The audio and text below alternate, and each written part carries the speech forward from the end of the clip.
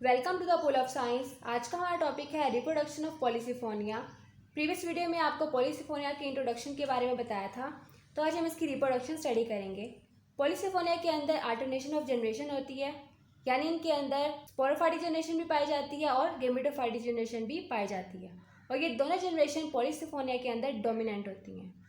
Polysiphonia की reproduction दो part में डिवाइडेड है, sexual reproduction and asexual reproduction, यानी इनके अंदर दोनों तरह की रिप्रोडक्शन मौजूद होती है।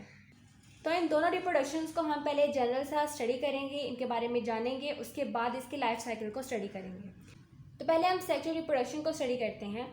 पॉलीसिफोनिया की मोस्टली स्पीशीज़ हेटेरोथैलिक होती हैं, यानी इनके अंदर मेल एंड फीमेल पार्ट अलग अलग होते हैं। तो स्पर्मेडेंजियम एंड कार्पोगोनियम, स्पर्मेडेंजियम कहते हैं मेल सेक्स ऑर्गन को, और कार्पोगोनियम है female sex organ of Polysiphonia. तो स्पर्मेडेंजियम को हम पहले देखते हैं, उसके बाद हम कार्पोगोनियम की तरफ जाएंगे। स्पर्मेडेंजियम फर्टाइल ब्रांच पर क्लस्टर्स में मौजूद होता है, यानी गुच्छों में मौजूद होता है। फर्टाइल ब्रांच के सेंटर में सेल्स की एक रो पाई जाती है, और सेल्स की इस रो के इर्द गिर्द पेरीसेंट्रल सेल्स मौजूद होते हैं। हर पेरीसेंट्रल सेल कट होता है, जिससे एक या बहुत सारे स्पर्मेडेंजियम मदर सेल्स डिवेल्प होते हैं।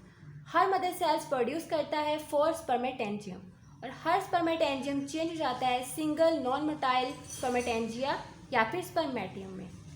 नॉन मोटाइल यानी ये मूव नहीं करते, तो स्पर्मेटेंजियल वाल रप्चर हो जाती है और स्पर्मेटियम जो है वो रिलीज हो जाते हैं। अब क्योंकि ये नॉन मोटाइल है, तो ये फीमेल पार्ट तक किसके ज़रिए पहुंचते हैं, तो ये वाटर के ज़रिए पहुंचते हैं।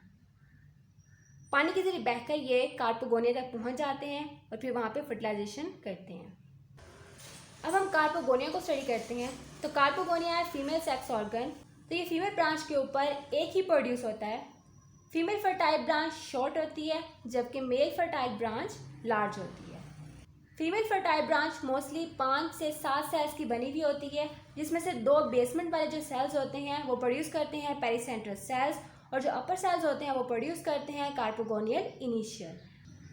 अब इस कार्पोगोनियल इनिशियल में ट्रांसफर डिवीजन होती है और 4 कर्व सेल बनते हैं। ये आपको डायग्राम से पता चल जाएगा कि कर्व किस तरह ये 4 सेल्स अरेंज होते हैं। तो इनको हम कहते हैं कार्पोगोनियल फिलामेंट। अब कार्पोगोनियल फिलामेंट का जो एपिकल सेल होगा, जो टिप वाला सेल होगा, वो चेंज हो जाता है कार्पोगोनियम में, और कार्पोगोनियम होता है फ्लास्क शेप यानी सुराहीनुमा होता है। और कार्पोगोनिया का जो बेसल पोर्शन होता है उसके अंदर एक एग डिवेल्प हो जाता है, और अपर जो सेल्स हैं वो डिवेल्प कर देते हैं एलोंगेटेड नेक, जिसको हम ट्राइकोगाइन कहते हैं। जो पेरीसेंट्रल सेल्स बाकी रह जाते हैं वो डिवाइड करते हैं और कार्पोगोनियम के इर्द गिर्द कवरिंग बना देते हैं, और ये कवरिंग जो है वो सिंगल लेयर कवरिंग होती है, और इसकी एक टिप के ऊपर ओपनिंग होती है, उस ओपनिंग को हम ओस्टियोल कहते हैं। एसेक्सुअल रिप्रोडक्शन पॉलीसिफोनिया के अंदर स्पोरोफाइट जनरेशन में होती है, और इस रिप्रोडक्शन में टेट्रास्पोर्स डिवेल्प होते हैं, जिससे further male and female plant develop होते हैं। पॉलीसिफोनिया की रिप्रोडक्शन को जनरल स्टडी करने के बाद अब हम इसकी डायग्राम की तरफ आते हैं। तो ये है पॉलीसिफोनिया का लाइफ साइकिल। ये है मेल प्लांट और ये है फीमेल प्लांट। मेल प्लांट को स्पर्मेटेंजिया कहते हैं। तो ये सर्कल से शो किया हुआ है, ये पार्ट पूरा क्या है, स्पर्मेटेंजियम यानी मेल सेक्स ऑर्गन, और ये वाला पार्ट क्या है, कार्पोगोनियम यानी फीमेल सेक्स ऑर्गन। तो स्पर्मेटेंजियम को थोड़ा देख लेते हैं। तो ये जो वाल है इसकी को कहते हैं स्पर्मेटेंजियल वाल, और इसके अंदर ये जो डॉट नज़र आ रहे हैं ये हैं स्पर्मेटियम, इनको स्पर्म भी कहते हैं। क्योंकि ये नॉन मोटाइल होते हैं तो ये वाटर में रिलीज हो जाते हैं, और वाटर के जरिए बह के ये फीमेल पार्ट तक पहुंच जाते हैं। फीमेल पार्ट क्योंकि शॉर्ट फर्टाइल ब्रांच के ऊपर डिवेल्प होता है, और ये ब्रांच जो है वो डिवेल्प होती है 5 से 7 सेल्स की, जिसके बेसमेंट वाले जो 2 सेल्स हैं वो प्रोड्यूस करते हैं पेरीसेंट्रल सेल्स, और बाकी जो सेल्स हैं वो फर्दर डिवाइड करके 4 सेल्स बनाते हैं, जिनको कहते हैं कार्पोगोनियल फिलामेंट। अब कार्पोगोनियल फिलामेंट का जो एपिकल सेल है, ये है इसका एपिकल सेल, ये फर्दर इसमें डिवीजन होती है और ये बना देते हैं फ्लास्क शेप स्ट्रक्चर। इस फ्लास्क का जो बेसल पोर्शन है उसमें एक एग डिवेल्प होता है, और जो बाकी सेल्स हैं वो डिवेल्प कर देते हैं ट्राइकोगाइन। अब ये जो पेरीसेंट्रल सेल्स थे, इन्होंने क्या किया कि एक single layer of covering develop कर दी है इस कार्पोगोनियम के इर्द गिर्द, और इसके एक तरफ जो है टिप पे एक ओपनिंग होती है। तो ये जो ओपनिंग नज़र आ रही है इसको कहते हैं ओस्टियो।